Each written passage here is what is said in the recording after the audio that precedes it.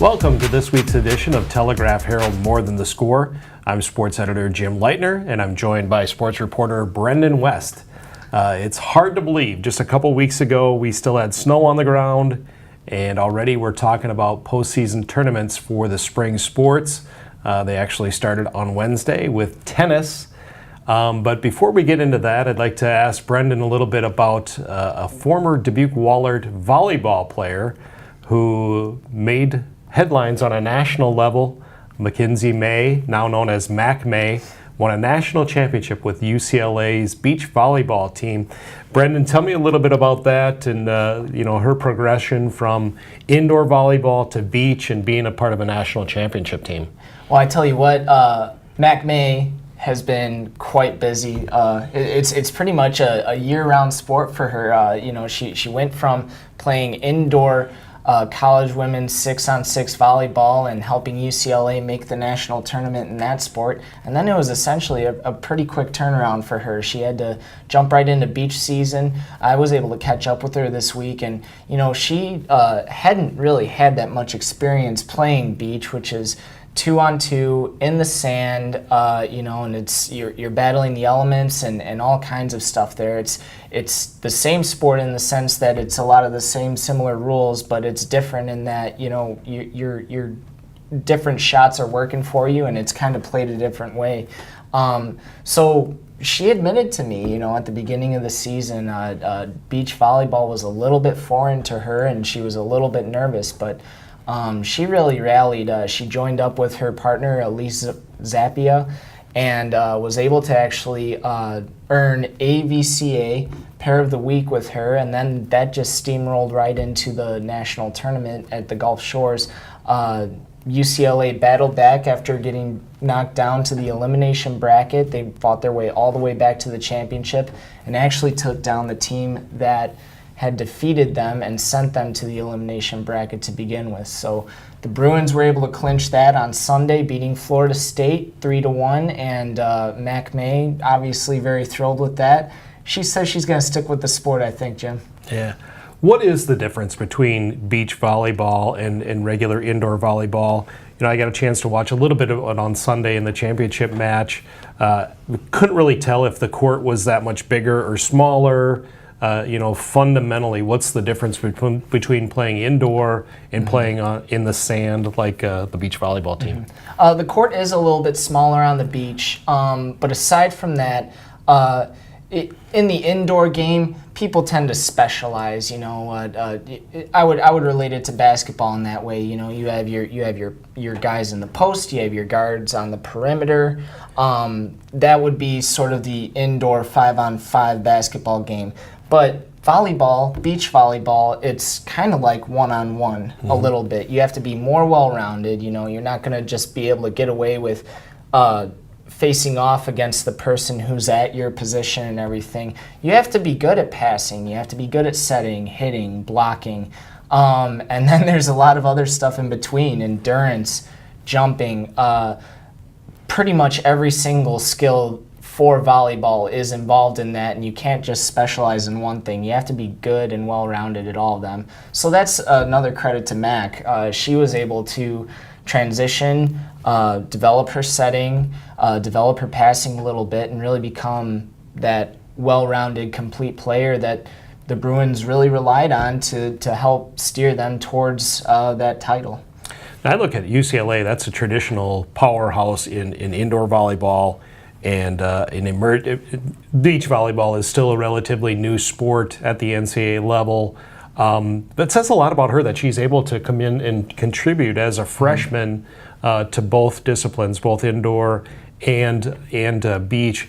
What makes her so special that she's able to make that transition, or why was she able to do that as a freshman from Iowa, competing and really contributing and make a big impact on a program, both sides? I would say it's pretty amazing what she did and what she was able to accomplish in helping the Bruins. But at the same time, part of me isn't surprised. Anybody who saw her play here in Dubuque would have easily been able to tell that she was routinely the top player on the court. She spent 4 years at Dubuque Wahlert really refining her skills and everything. And if you already have that baseline skill set of just, being an adequate passer, and she's a phenomenal hitter, if you work to develop the rest of your game, for talented people like Mackenzie May, the game can come kind of easy. So it's a credit to her hard work and being able to develop all those well-rounded skills. And I guess, although she didn't have as extensive a beach background as some of her teammates, she's committed to this sport. And so amazing what she's accomplished, not surprising a little bit at the same time, given how talented and hardworking she is. Brendan's a big volleyball geek, a big volleyball nerd, so he's been loving this been able to watch this the last couple weeks. Yeah, a little bit, and I mean, summer's right around the corner, so I got my rec leagues coming up too. Okay, before you get to your rec leagues, you have some pretty big assignments coming up here in the next couple weeks here. It's going to start actually on Thursday with the qualifying meets for the state track and field meet. The state track and field meet is the following week in Des Moines. Tell me about what you're looking forward to the most in this next week or so as far as kids qualifying for the state meet and what they can do down in Des Moines on the Big Blue Oval. It's once again, we have a fantastic collection of local athletes here. I guess mostly what I'm looking forward to is seeing. This was a peculiar season in that we had that snow on the ground at the start of the outdoor season, so we weren't able to really see athletes sort of build that momentum, shed those times in the typical way that they do. Usually it just kind of trickles off meet by meet, but now that it's warm, that time is just really dropping, and those jumps are really getting up there, and those throws getting that much further, and it's because the athletes are taking advantage of the warm weather. So I guess what I'm looking to see is, okay, who are the ones that are going to really shed the most time and really lay down those unbeatable qualifying times when those district meets come up. Some of the athletes that really stick out to me that I'm really looking to do big things here in the qualifiers would be Dubuque senior women's girls sprinter Stevie Lamb. She's coming off of an NBC Divisional Athlete of the Year nod. Jalen Hildebrand for the Boy Rams. He's been tearing it up in the distance. Distance runners in general for the boys. I mean, we've got David Holsinger over there at Hempstead, his teammate Ben Hermiston. We've got Luke Hilby over at Wahlert.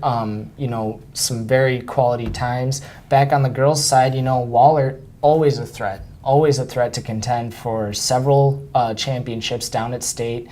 They should be favored to qualify in several different events, and they are coming off their own Drake Relays title by winning the 4x200. So I'm expecting big things out of the city schools. Cascade, as we know, is always a threat to win the girls' 2A championships, so I'll be looking for big things out of them. Beckman is having some strong performances in several different events.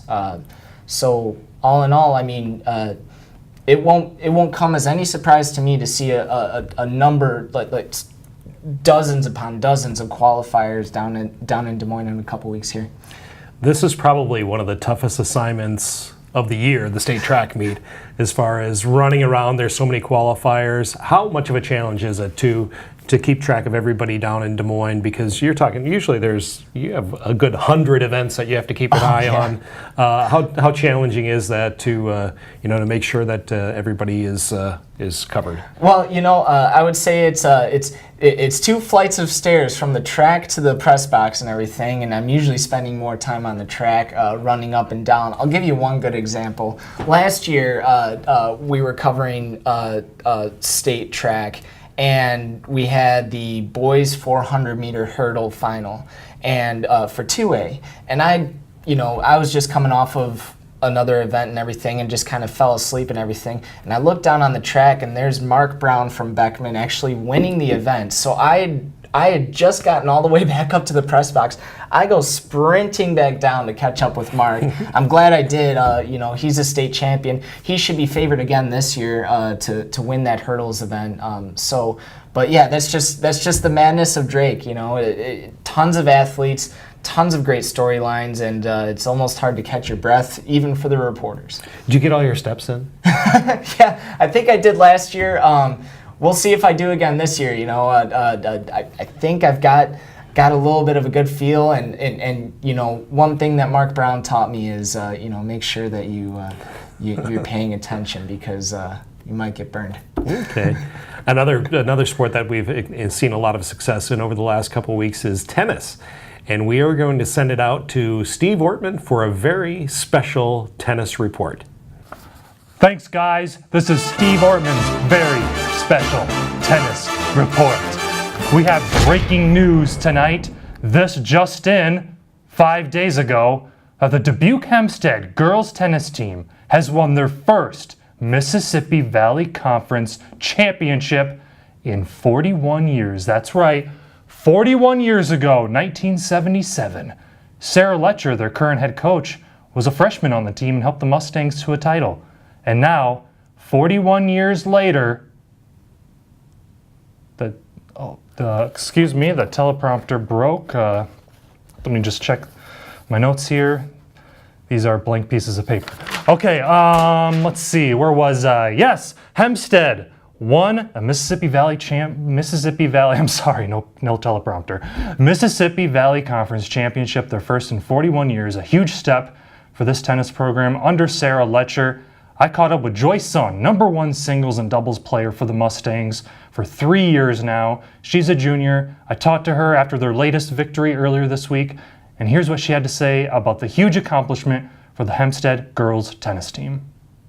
Winning the MVC conference, the championship after 41 years, it's been an amazing opportunity for our team, especially since the last time Hempstead won it. Sarah was a freshman. I think it's a well-deserved win, especially for my teammates, since they all work so hard over the season, and yeah. Yeah, talk about that chemistry. You win a team championship in the MVC. That's tough competition. What did it take for this team to be able to get that done? Never giving up. I think that's the main aspect in allowing us to win the MVC championship. Never giving up. We've had some tough matches, especially at 3 and 4, and they never give up. So. Now, you mentioned Sarah, your coach, was a freshman on that team, 1977. What has she brought to this program as the coach? How has she kind of put you guys in the right direction? Well, I wasn't on the tennis team when we had the other coach. I just had Sarah for my coach all 3 years. But she definitely pushes us to improve every single day at practice. She's a great sport, always cheering us on, and that helps a lot, especially when we're playing. Yeah, 3 years in a row now for you at #1 singles. What have you been learning about your game? How you've been kind of improving here as you move along? I've been getting more confident in my singles game, especially during high school. You start to play a lot more matches. Yeah. Has it really sunk in what you guys accomplished? 41 years for a conference title, or you just kind of turning the page and moving right along? It hasn't really sunk in, yeah. Doesn't feel any different, honestly. Yeah, well, next time, maybe put the information on the pieces of paper. God, what is this, amateur hour? Okay, anyways, yes, that was Joyce Sun, Hempstead Tennis. What a feat for the Mustangs, winning their first MVC championship in more than 4 decades. Unbelievable. And that right there is going to do it for this week's edition of Steve Ortman's Very Special Tennis Report. Back to you guys in the studio. The other studio. Thank you, Steve, for that very special tennis report. That should pretty much do it for this edition of Telegraph Herald More Than the Score. I'm sports editor Jim Leitner, and this is sports reporter Brendan West. We will see you next week.